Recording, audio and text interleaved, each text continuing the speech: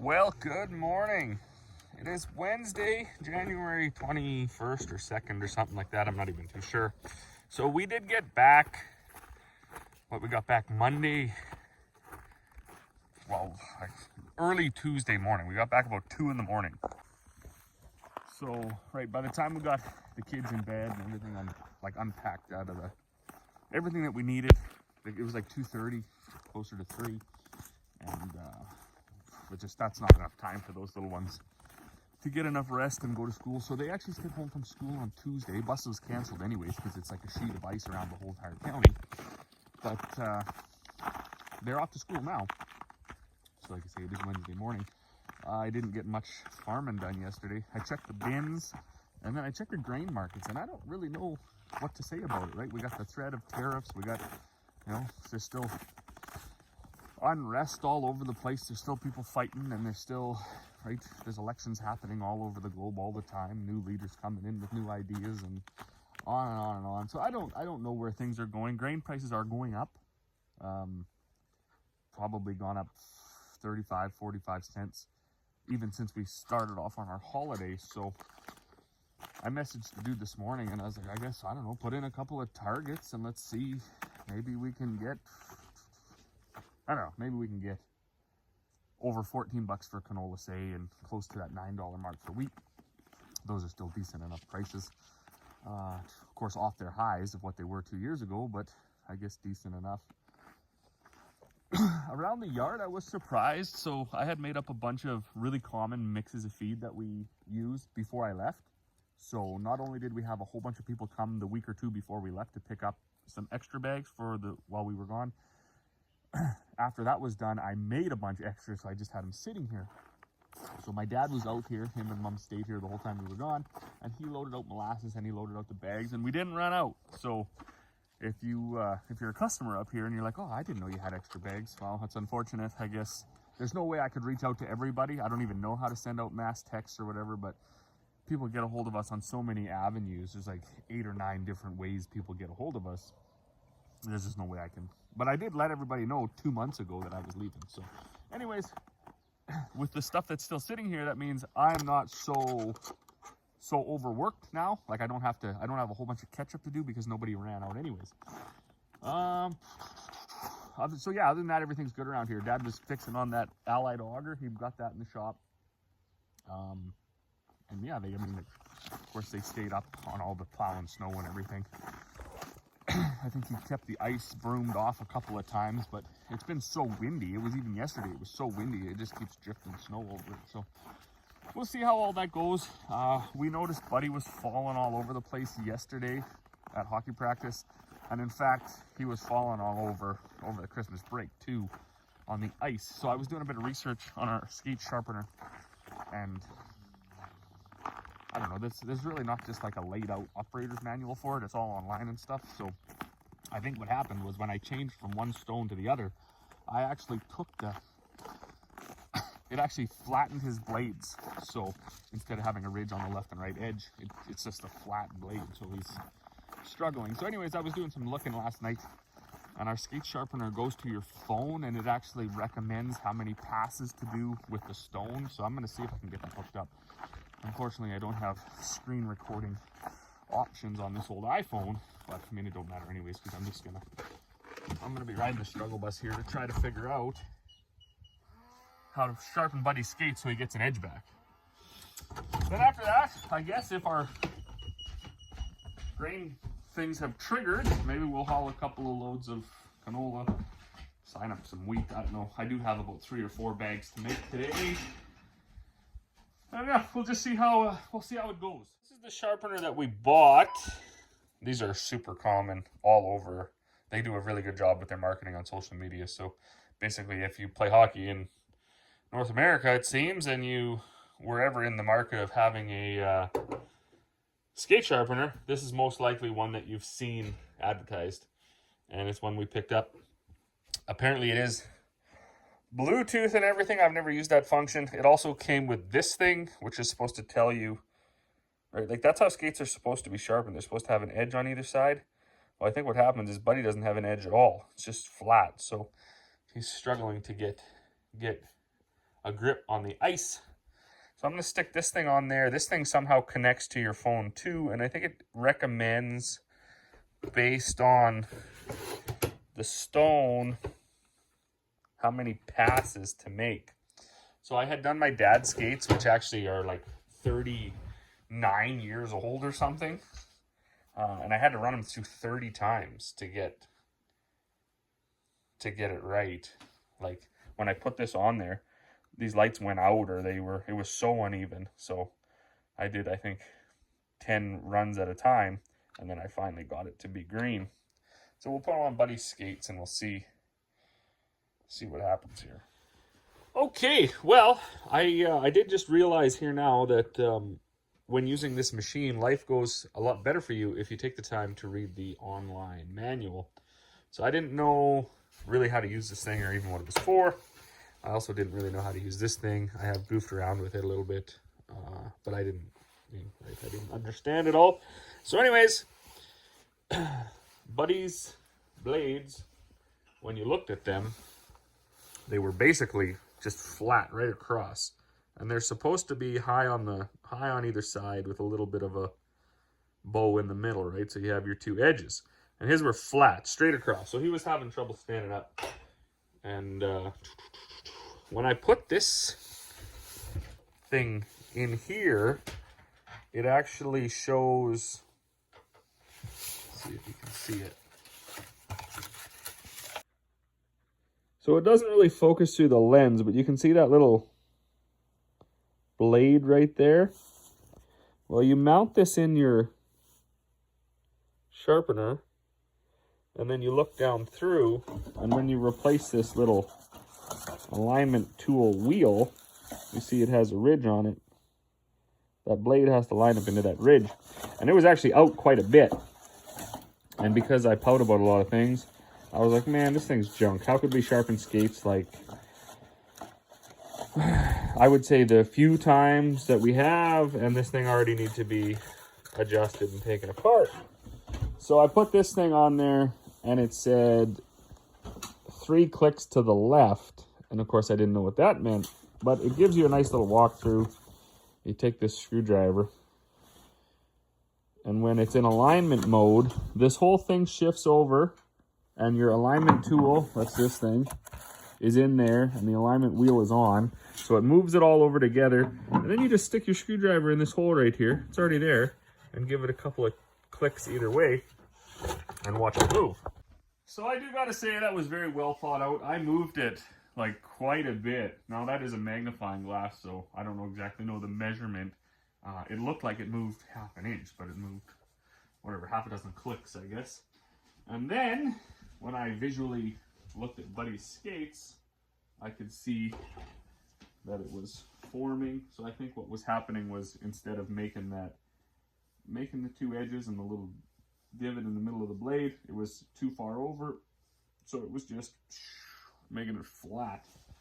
So we'll see. We did notice before we left on our holiday over Christmas break, when the kids were out on the ice quite a bit, that he was falling down more than he was. And we thought maybe it was just too much punch and poppycock and chocolate and whatever else, marshmallows, s'mores. We just thought maybe he was just getting too carried away on the season. But no, in fact, he was standing on very dull skates. So hopefully this changes it. The kid's got a bunch of hockey games this weekend, but he's got a tournament, so he's gonna need good blades for that. Anyways, I'm gonna go back out now. I see, since I signed my canola contract, the price went down, so that's usually how it goes. Or I guess I put a target in. Normally I just like to haul it on spot. You know, it's $13.98. I just haul it in there.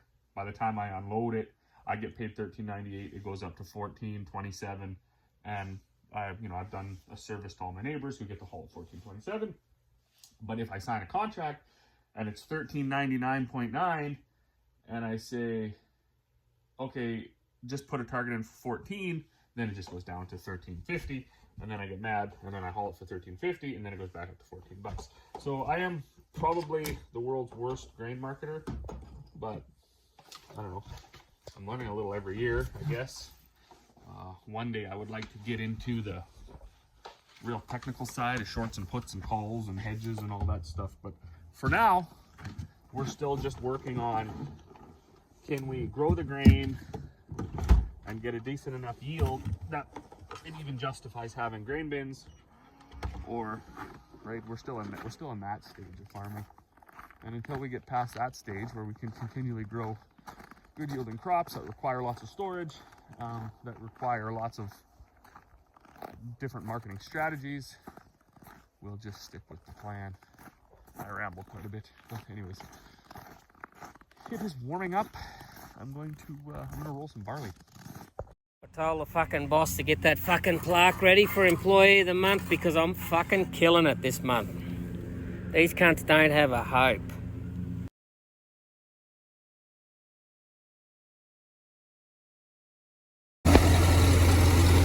Alright, well, you know, you gotta love it when it's not minus a million. It's like minus, you know, around up to minus 10, everything pretty much starts. After minus 10, them 4440s, they start to hate it. This 430 will still start though, and then basically minus 20 to 30, you're gonna spend a few hours probably getting things going if you don't have to plug in, and past minus, you know, 35 into the 40s, you guys will stay in the house. But everything did start up here for me today. I filled my bucket up too much though, so I'm gonna have a bit of a wreck here. Stop this.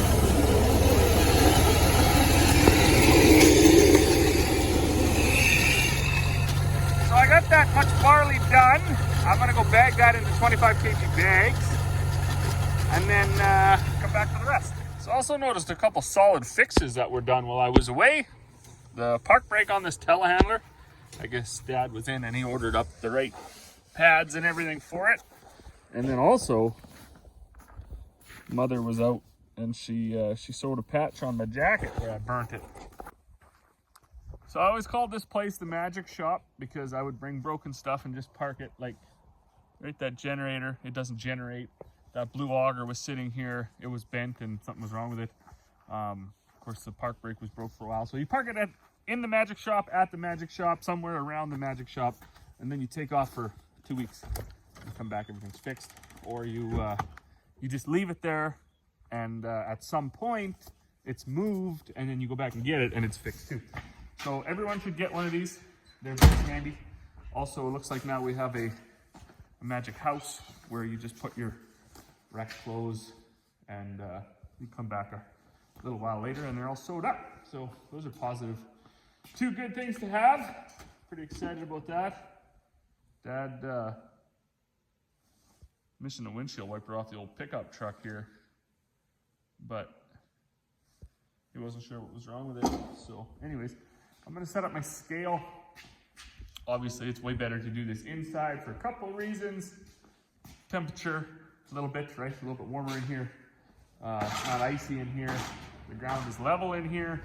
You got power in here. And then if the wind picks up, you have the elements. So we like to bag the feed in here.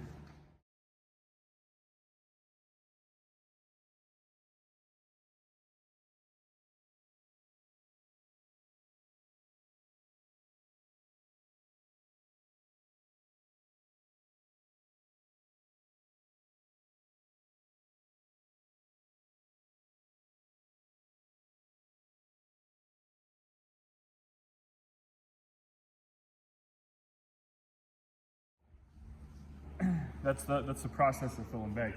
I only got 31 bags out of there. That was my fault. Last thing I made was chicken feed. So I had backed the rollers off so it wasn't just smashing the wheat into dust. So the first like 5 bags there are basically whole barley, but whatever. I mean, it's crushed a bit.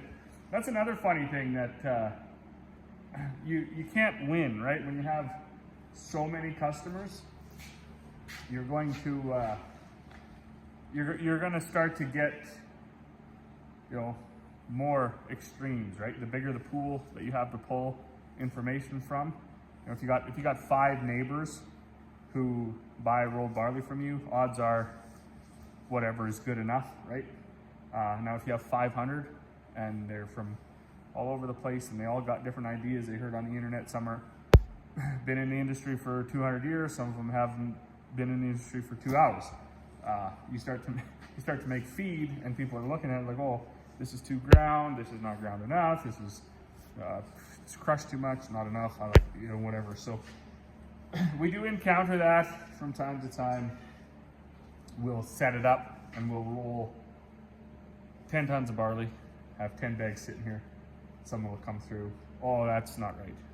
So you roll up what they want, roll a few extra, someone comes through, oh no, that's not it. So you're constantly doing something, and it's fine, right? That's part of the whole experience, is especially when it comes to homesteading or hobby farming or whatever you want to call that, and then growing your own food, is you want to make your own ration, and you want it tailored to what you think or what you want to see.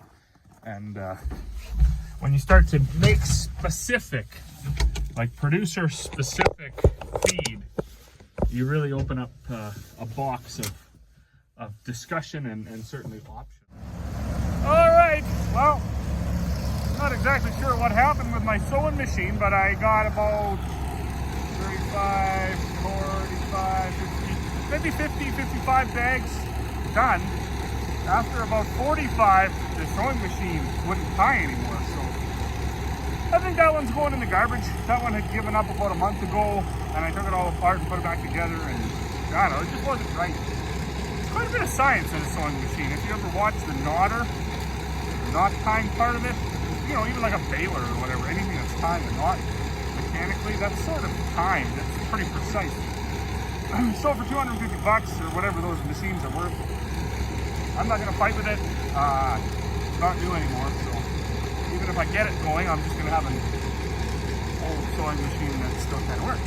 So I was looking, and Corey, she's always on the ball. So when she sees these things come on sale, she orders one. So we have I have my old original sewing machine that still works. This newer one that has failed, so I'll throw it out. But she actually has a brand new one in a box. We like to have redundancy. We need that around here. Used to be, if you were running old stuff, you would try to have another one in case yours went down. But in 2024, even if you're running brand new stuff, that stuff, like Corey's car, for instance, that needed an engine and 3,800 kilometers. So, if they didn't give her a rental, which they were good enough to do, we would have had to get like another car for a spare, I guess. It's just crazy how the world is getting there. But anyways, I forgot to cover this mill when I left, and it was all that snow and warmth and everything else, so it was right full of ice, that bottom auger. So I was back with my heat gun. I had to heat up the yellow unloader auger and then the bottom drag auger, working back and forth. I just got that going now, so I'll most likely only get about 3 tons of grain made today. Mostly just 3 bags of pig feed, I guess. And then I'm going to shut her down. It is probably 4 o'clock now, so that'll be around. I think there's a guy coming at 6 for a bag of polos, so maybe I'll just keep working until he gets here. But anyways, that's not bad for a first video back from the holiday. As always, thanks for watching. If you haven't liked and subscribed, do that for sure. We'll see if we can bump the whole subscriber count up here in 2025. See where we can get to. But thanks for watching, and we'll see you all on the next one.